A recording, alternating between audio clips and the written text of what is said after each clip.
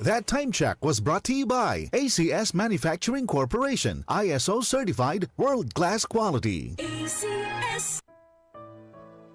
Pagbasa sa Aklat ng Kawikaan, Kabanata 11, Talata 1 hanggang 31. Kasuklam-suklam kay Yahweh ang timbangang may daya, ngunit kasiyahan naman ang timbangang tama. Kahihiyan ang laging dulot ng kapalaluan, ngunit pagpapakumbabay, nagbubunga ng karunungan. Ang tuntunin ng matuwid ay katapatan, ngunit ang masamay wawasakin ng kanyang kataksilan. Walang halaga ang yaman sa araw ng kamatayan, ngunit ang katwiran ay naglalayo sa kapahamakan. Mas panatag ang landas ng tapat ang pamumuhay, ngunit nabubuwal ang masasama sa sariling kabuktutan. Ang katuwiran ng mga matuwid ang nagliligtas sa kanya, ngunit ang masama ay bilanggo ng kanyang masamang nasa. Ang pag-asa ng masama ay kasama niyang pumapanaw. Ang umasa sa kayamanan ay mawawalang kabuluhan. Ang matuwid ay inilalayo sa bagabag, ngunit ang masama ay doon bumabagsak. Ang labi ng walang Diyos sa iba ay mapanira, ngunit ang dunong ng matuwid ay nagliligtas ng kapwa. Kapag ang matuwid ay pinagpapala, ang bayan ay nagagalak, ngunit higit ang katuwaan kapag ang masamay napapahamak. Dahil sa salita ng matuwid, ang bayan ay tumatatag,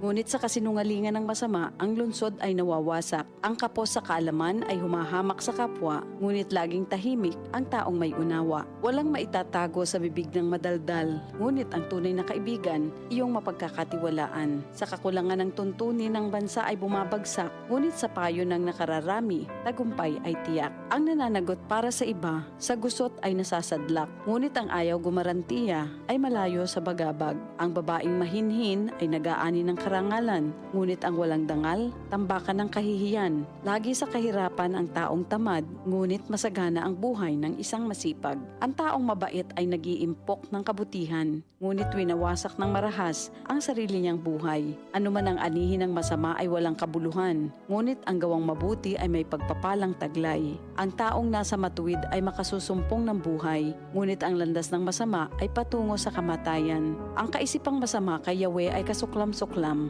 ngunit ang lakad ng matuwid kay Yahweh ay kasiyahan. Ang taong masamay di makaliligtas sa kaparusahan, ngunit hindi maaano ang nabubuhay sa katwiran. Ang magandang babae ngunit mangmang naman ay tila gintong singsing sa nguso ng baboy. Anumang nais ng matuwid ay nagbubunga ng kabutihan, ngunit ang mahihintay lang ng masama ay kaparusahan. Ang taong mapagbigay ay lalong yumayaman, ngunit naghihirap ang tikom ng mga kamay. Ang taong matulungin sasagana ang pamumuhay, at ang marunong tumulong ay tiyak na tutulungan.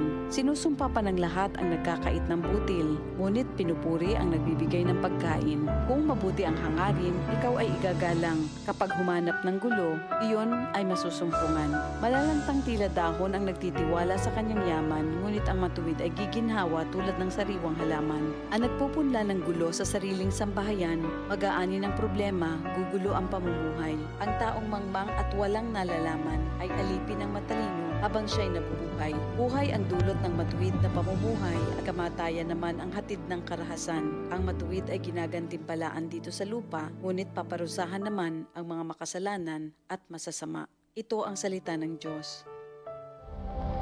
Ito ang DCXL News. 558 kHz, 6 na dekadang maaasahan sa balita at serbisyo publiko.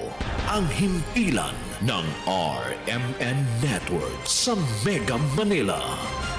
Live sa radyo at online.